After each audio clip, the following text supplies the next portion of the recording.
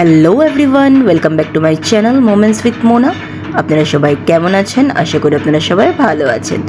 সবাইকে জানাই শুভ চতুর্থী। তো আজকের দিনে বেরিয়ে গেলাম মা আর মিঠুর সাথে।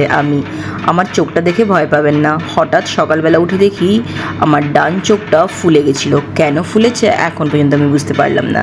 বাই দ্য ওয়ে একটু ফোলাটা কমেছে।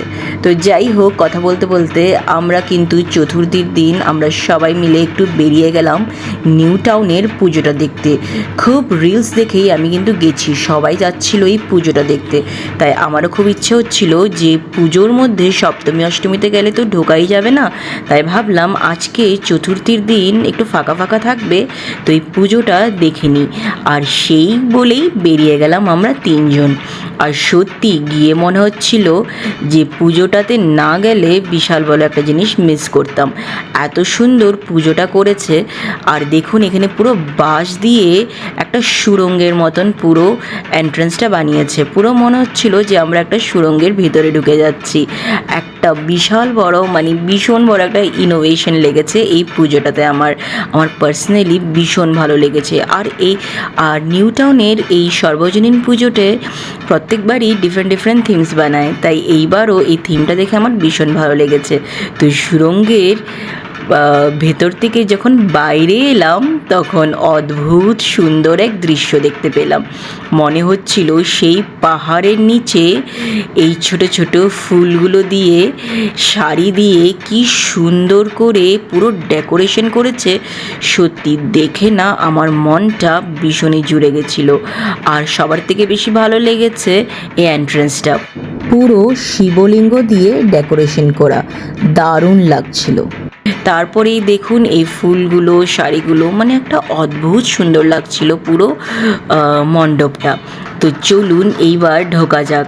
আর আমার আরও বেশি ভালো লেগেছিল কারণ ভিড়টা কিন্তু একদম কম ছিল। আর দেখুন মণ্ডপের ছাদটা কি সুন্দর বানিয়েছে, একটা 3D এফেক্ট মনে হচ্ছিল।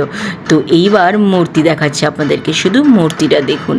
আমার তো মূর্তিটা দেখে ভীষণ ভালো লেগেছে। এই প্রথম মায়ের দর্শন হলো আজ।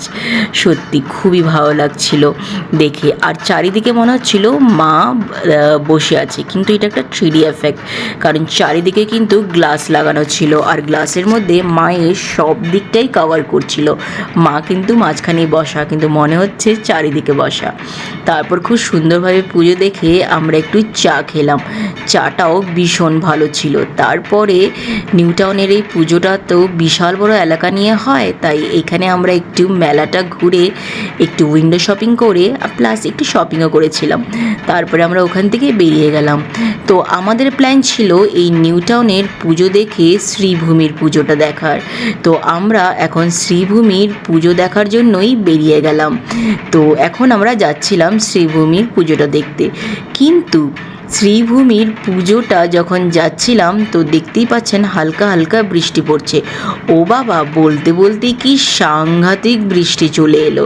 তারপরে তো শ্রীভূমির পুজোর পুরো প্ল্যানটাকে আমরা ড্রপ করে দিলাম। দেখতে বেরিয়েছিলাম দুটো পুজো, বাট দেখে নিলাম একটা পুজো। একটা পুজো দেখেও কিন্তু মনটা ভীষণই ভালো হয়ে গেছিলো।